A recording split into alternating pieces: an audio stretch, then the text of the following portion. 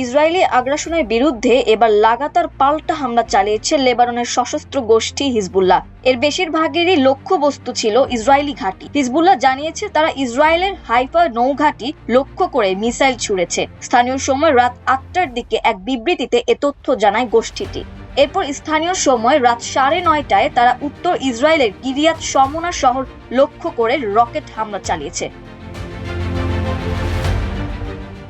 এর আগে হিজবুল্লাহ জানিয়েছিল তারা একই শহর লক্ষ্য করে স্থানীয় সময় বিকেল ৫:৩০টায় বেশ কিছু ড্রোন হামলা চালিয়েছে।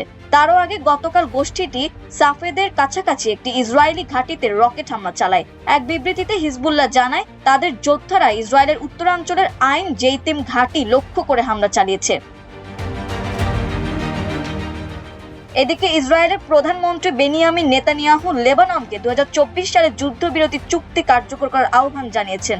ইসরায়েলি স্থাপনায় হিজবুল্লাহর লাগাতার পাল্টা হামলার পর এক ভিডিও বিবৃতিতে নেতানিয়াহু বলেন, হিজবুল্লাহকে নিরস্ত্রীকরণ করা লেবানন সরকারের দায়িত্ব। যদি আপনারা এটি না করেন তবে হিজবুল্লাহর আগ্রাসনের ফলে লেবাননকে ভয়াবহ পরিণতির সম্মুখীন হতে হবে।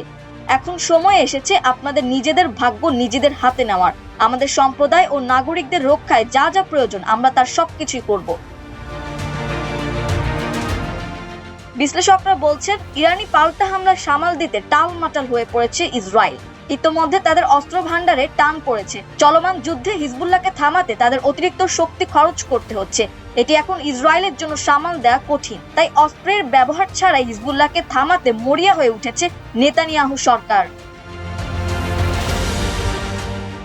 চলমান যুদ্ধ শুরুর পর ইরানের পক্ষে ইসরায়েল ও যুক্তরাষ্ট্রকে পাল্টা জবাব দিতে শুরু করে হিজবুল্লাহ। ইসরায়েল ও লেবাননে হামলা চালিয়ে যাচ্ছে।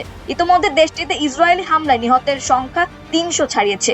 আজও ভোরে লেবাননের রাজধানী বৈরুতের একটি হোটেলে ইসরায়েলের হামলায় অন্তত ৪ জন নিহত হয়েছেন এবং আহত হয়েছেন আরো ১০ জন। লেবাননের স্বাস্থ্য মন্ত্রণালয়ের বরাত দিয়ে এই তথ্য জানিয়েছে আল জাজিরা আরাবিক। প্রতিবেদনে বলা হয়েছে হামলার পরপরই ঘটনাস্থলে উদ্ধার তৎপরতা শুরু করা হয় এবং আহতদের নিকটবর্তী হাসপাতালে নেওয়া হয়। আহতদের কয়েকজনের অবস্থা গুরুতর বলে আশঙ্কা করা হচ্ছে। তবে হামলার লক্ষ্যবস্তু বা এর পেছনের সুনির্দিষ্ট কারণ সম্পর্কে তাৎক্ষণিকভাবে বিস্তারিত কিছু জানা যায়নি। ইসরায়েলের পক্ষ থেকেও এ বিষয়ে আনুষ্ঠানিক কোনো মন্তব্য পাওয়া যায়নি। তবে ইসরায়েল এই আগ্রাসনের বিরুদ্ধে গতকাল থেকে পাল্টা হামলার মাত্রা বাড়িয়েছে হিজবুল্লাহ। মাল্টিমিডিয়া ডেস্ক, আমার দেশ।